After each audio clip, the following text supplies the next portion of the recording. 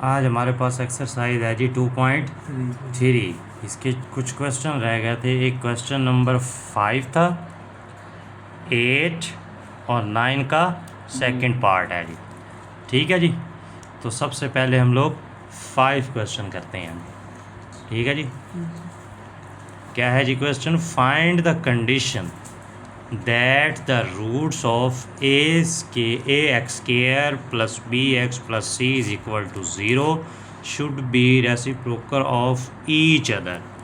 ठीक है जी। आपने कंडीशन को फॉलो करते हुए कि जो रेसिप्रोकल है एक दूसरे का वो क्या होता है, इक्वल 1 कहलाता है। ठीक है जी। तो सबसे पहले हम लोग इस इक्वेशन को लिखेंगे। इस इक्वेशन में से हमने सम ऑफ रूट्स भी निकालना है, प्रोडक्ट ऑफ रूट्स भी निकालना है, फिर हमने उसका रेसिप्रोकल देखना है। तो रेसिप्रोकल हमेशा प्रोडक्ट वाले पे लगाया जाता है, ना कि सम वाले पे लगाया जाता है। समझ आ गई इस बात की? तो अब हम लोग इस क्वेश्चन को देखते हैं। एक्सरसाइज हमारे पास है जी 2.3 क्वेश्चन नंबर 5। ठीक है जी। हमारे पास इक्वेशन है ax square plus bx plus c is equal to 0। इसमें सबसे पहले हम सम ऑफ रूट्स निकालते हैं। तो सम ऑफ रूट्स को डिनोट किया जाता है s के साथ, is equal to minus B over a।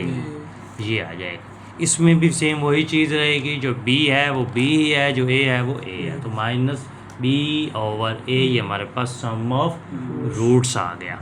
ठीक हो गया। अब हमने उसके अलावा प्रोडक्ट निकालना है, पी प्रोडक्ट क्या होता है, सी ओवर ए। सी हमारे पास कांस्टेंट है, तो कांस्टेंट क्या है, वही सी है, ओवर ए जो एक्स स्क्वायर के साथ जो कोफिशिएंट है वो क्या है जी, ए। ये हमारे पास प्रोडक्ट भी आ गया। समझ आ गई इस बात की? ठीक है जी। अब उसने कहा था कि रेसिप्रोकल जो हमारे पास सम ऑफ रूट्स होता है वो अल्फ़ा प्लस बीटा होता है, जो प्रोडक्ट होता है वो अल्फ़ा बीटा होता है। ठीक है जी। उसने बोला है क्वेश्चन के अंदर रेसिप्रोकल क्या होता है कि दूसरे का उलट। क्या होगा? अगर फॉर एग्जांपल 2 है तो इसका उलट हो जाएगा 1/2। ठीक हो गया ना? ये रेसिप्रोकल होता है। ठीक है। अगर ये हो माइनस का 15 तो ये माइनस 1/15 हो जाएगा। अब आप चाहें यहाँ पे रेसिप्रोकल हमेशा प्रोडक्ट पे लगाया जाता है, तो प्रोडक्ट में दो ही है, अल्फ़ा और बीटा। चाहे अल्फ़ा को रेसिप्रोकल बना ले, चाहे बीटा को रेसिप्रोकल बना ले। हाँ जी, किसको बनाना है जी? अल्फ़ा को। हाँ जी, हम पहले यही लिखेंगे, alpha beta is equal to c over a. अब अल्फ़ा है, अल्फ़ा, अब ये तो एक रूट्स आ गया, दूसरा रूट्स यहाँ पे बीटा है, तो बीटा नहीं लेना, इस अल्फ़ा का रेसिप्रोकल लिया जाएगा। रेसिप्रोकल अल्फ़ा का क्या होता है, 1/अल्फ़ा is equal to c o. Roots दोनों ही इस्तेमाल हुए हैं। ठीक है। लेकिन एक में उसने कहा था कि उसका जो दूसरा रूट्स होगा वो पहले का रेसिप्रोकल होगा। ये कंडीशन थी उसकी, इस वजह से हमने ये इसको बीटा की जगह पे 1/अल्फ़ा कर दिया। अगर आप यहाँ बीटा लेते तो उसका रेसिप्रोकल क्या होना था, 1/बीटा। समझ आ गई इस बात की? क्लियर हो गया?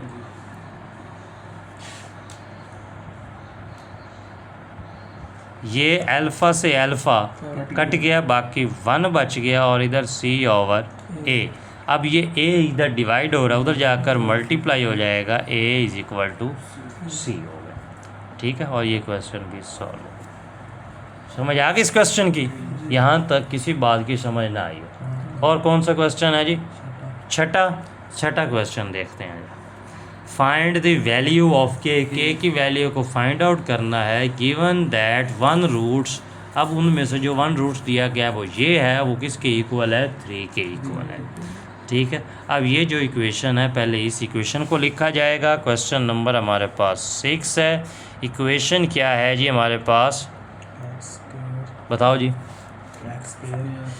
X square minus 2k plus 4, इसके गिट ब्रैकेट है, और एक्स है plus bracket 7k plus 1 is equal to 0 आ गया। अब उसने कहा था इज़ 3 है। तो इसका मतलब जहाँ जहाँ x होगा वहाँ पे हमने 3 पुट कर देना है। ठीक है, x के, क्योंकि k की तो वैल्यू फाइंड आउट करनी है। अगर k की जगह पुट कर दिया जाएगा तो फिर k तो ख़त्म हो जाएगा। इस वजह से हमने k की जगह नहीं पुट करना, x ये वैल्यू है हमारे पास। ठीक हो गया।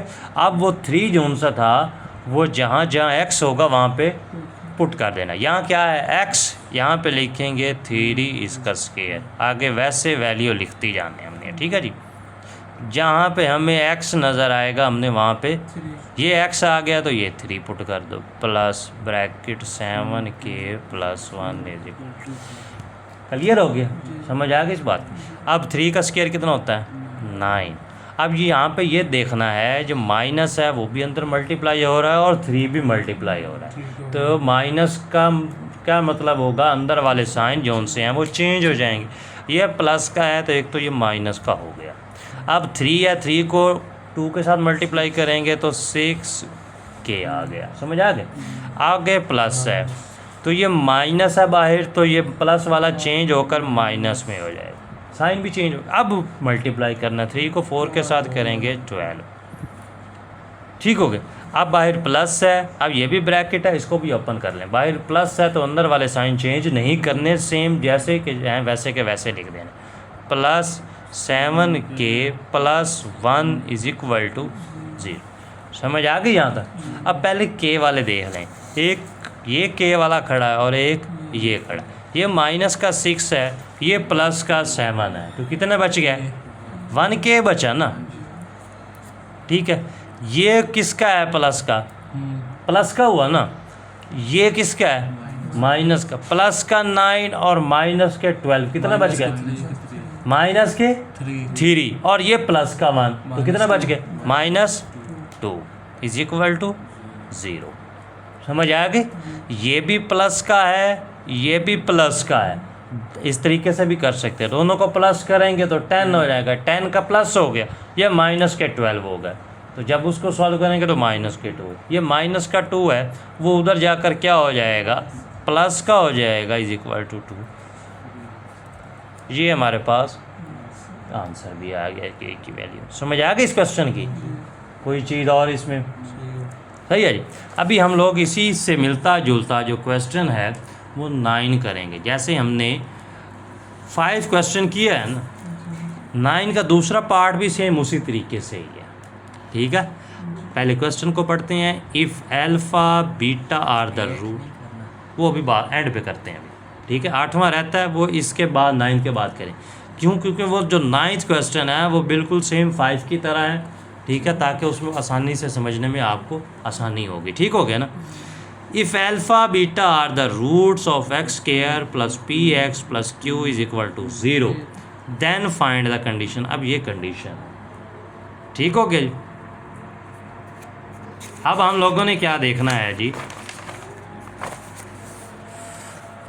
9 क्वेश्चन इसी एक्सरसाइज का 9। पहले इक्वेशन लिखी जाएगी x² + px + q = 0। सबसे पहले जब भी इक्वेशन दी जाती है रूट्स की तो हम सबसे पहले क्या निकालते हैं, सम ऑफ रूट्स और प्रोडक्ट ऑफ रूट्स। सम क्या होता है अल्फ़ा प्लस बीटा, क्या फार्मूला होता है -b/a आ जाता है। ये माइनस है तो माइनस लिखेंगे, जो b है b क्या है x के साथ जो कोफिशिएंट है वो लिखा जाएगा, डिवाइडेड जो a है वो x² के साथ 1 है तो s की = -p हो जाएगा। ये हमारे पास सम ऑफ रूट्स आ गया। अब सेम उसी तरीके से हम लोगों ने product of roots p, product alpha beta c/a।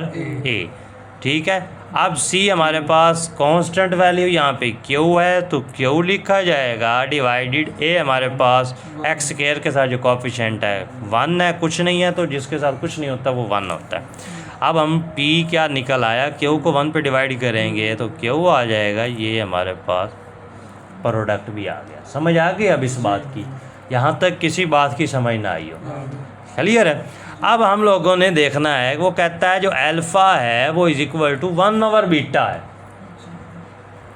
ठीक है, अब इसमें हमने प्रोडक्ट में ही देखना है क्योंकि हमें क्यों इसमें देखें product is equal to alpha beta, ठीक है ना, इज इक्वल टू क्या निकाला है हमने, क्यू।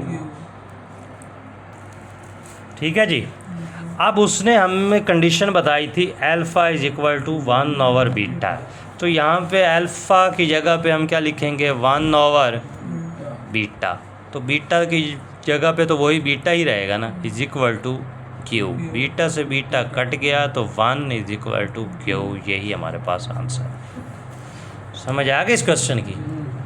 कोई और चीज़ सेम 5वें की तरह क्लियर है। अब हमारे पास इस एक्सरसाइज का जो लास्ट क्वेश्चन है वो 8 है।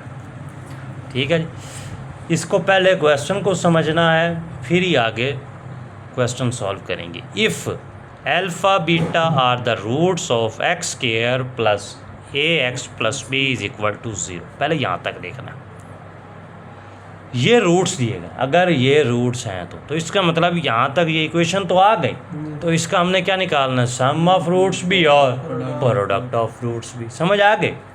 आगे चलो जी। Alpha square plus comma beta square, ये क्या है, आर द रूट्स हैं किसके, ऑफ इस इक्वेशन के, X square plus A x plus B is equal to 0। इस इक्वेशन के रूट्स ये हैं, इस इक्वेशन के रूट्स ये वाले हैं। ठीक हो गया। ये जो पहली इक्वेशन है इसके रूट्स ये दिए गए हैं, जो ये इक्वेशन है इसके रूट्स ये दिए गए हैं। ठीक है, दोनों इक्वेशन के रूट्स हैं, दोनों इक्वेशन के रूट्स में सम ऑफ रूट्स भी निकालना है और प्रोडक्ट ऑफ रूट्स भी निकालना है। समझ आ गई? देन तब prove that A is equal to 2b minus A square और b is equal to b square. ये मालूम करना है हमने इन दोनों इक्वेशन से। पहले हमने इस इक्वेशन के हिसाब से करना है, फिर हमने इस इक्वेशन के हिसाब से करना है। पहले हम इस इक्वेशन को एंड से पहले पोर्शन को देखते हैं। ठीक है, हमारे पास 8वां क्वेश्चन है, एक्सरसाइज 2.3 का लास्ट क्वेश्चन है। ठीक है जी। अब इसमें पहले इक्वेशन लिखेंगे, X square plus A x plus B is equal to 0। अब इसमें हमने सम ऑफ रूट्स पहले लिखना है। सम ऑफ क्या होता है जी, अब रूट्स देखने कौन से, अल्फ़ा बीटा है, तो हम लिखेंगे alpha plus beta is equal to minus B over a. अब उसके जब रूट्स लिखेंगे सम में, तो यहाँ पे alpha square plus beta square लिखा जाए, क्योंकि उसके रूट्स और हैं। बात समझ में आ रही? क्वेश्चन वैसे ही चलेगा, फार्मूला वही चलेगा, माइनस बी ओवर ए। अब माइनस वैसे का वैसे बी एक्स स्क्वायर के साथ ए है जी, ओवर ए क्या है, एक्स स्क्वायर के साथ कोफिशिएंट 1, तो ये एस क्या हो जाएगा, माइनस ए आ गया। ये सम ऑफ रूट्स आ गए। इसी का प्रोडक्ट भी निकालना है, तो प्रोडक्ट ऑफ रूट्स आ गए। तो रूट्स कौन कौन से हैं, अल्फ़ा बीटा क्या होता है जी, सी ओवर ए। सी हमारे पास कांस्टेंट वैल्यू बी है और ए हमारे पास एक्स स्क्वायर के साथ कोफिशिएंट 1 है, तो P is equal to B. ये हमारे पास इस इक्वेशन के हिसाब से सम ऑफ रूट्स भी आ गया और प्रोडक्ट ऑफ रूट्स। अब हमारे पास जो दूसरी इक्वेशन है उसका भी सम ऑफ रूट्स और प्रोडक्ट ऑफ रूट्स निकालना है। ये लिखो जी, x square plus A x plus B is equal to 0। अब इसके हिसाब से सम ऑफ रूट्स निकालना है। अब अल्फ़ा स्क्वायर होगा प्लस बीटा स्क्वायर, क्योंकि यहाँ पे इसके रूट्स उसने बताए थे अल्फ़ा बीटा, वही हमने लिखे हैं। इस इक्वेशन के alpha square plus beta square है, हमने वही अल्फ़ा स्क्वायर प्लस, फार्मूला वही रहेगा, is equal to minus B over A. Minus है तो माइनस, बी क्या है, कैपिटल ए है, ओवर ए क्या है, एक्स स्क्वायर के साथ कोफिशिएंट, तो s is equal to minus a आ गया। समझ आ गई इस बात की?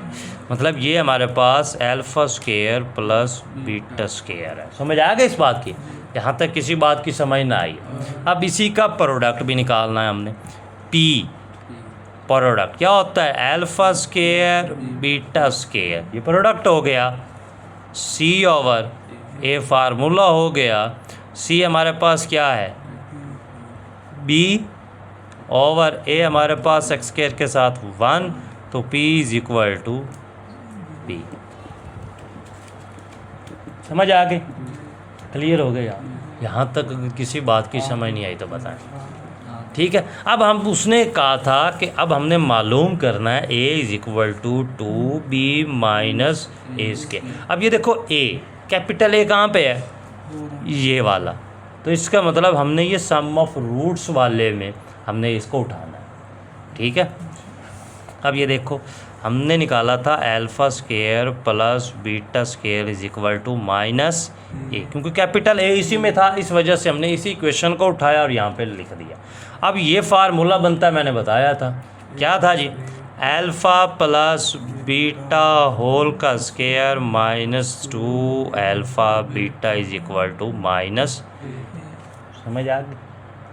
अब ये देखो ये अल्फ़ा प्लस बीटा की वैल्यू क्या है, अब ये देखो ये रूट्स कौन से इस्तेमाल हो रहे हैं वो देखने हैं। अल्फ़ा प्लस बीटा पहले वाले क्या निकाला है, माइनस ए, इधर लिखो माइनस ए का, क्योंकि सम ऑफ रूट्स है। अब ये भी सम ऑफ रूट्स है, ये भी सम ऑफ रूट्स, लेकिन इसमें स्क्वायर नहीं है रूट्स में, इस वजह से हमने ऊपर वाले लिखे। समझ आ गई? आगे -2 प्रोडक्ट में भी वही ऊपर वाला है b is equal to minus a. अब ये क्या होगा, माइनस की पावर इवन है तो जुफ्त हो जाएगी, a square minus 2b is equal to minus a. अब माइनस ए नहीं होना चाहिए, ठीक है, हम दोनों तरफ माइनस को मल्टीप्लाई कर देंगे, इधर minus A square minus 2b minus bracket minus a आ गया। अब माइनस को अंदर मल्टीप्लाई करेंगे तो minus A square plus 2b is equal to a. अब हम यहाँ पे क्या करेंगे, इसी को इसको पहले पॉजिटिव वाला लिख लेंगे, फिर यही हमने फाइंड आउट करना था, ये देखेंगे ये वही चीज़ आ रहा। अब ये तो आ गया ये प्रूफ। अब दूसरा प्रूफ कैपिटल बी देखो कहाँ पे है, ये है।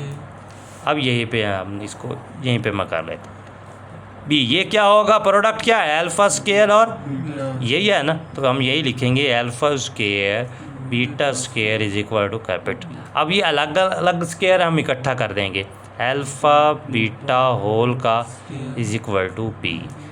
अल्फ़ा बीटा क्या है हमारे पास, ये बी है, बी हो गया, इसके ऊपर क्या है square is equal to B. यही प्रूफ करना था जी, ये वही हो गया। समझ आ गई इस क्वेश्चन की? क्लियर हो गया? आप जितने भी क्वेश्चन किए हैं इसमें कोई ऐसा क्वेश्चन आपके जहन में आ रहा हो जो ना समझ में आया वो पूछ लें। क्लियर है? चलें।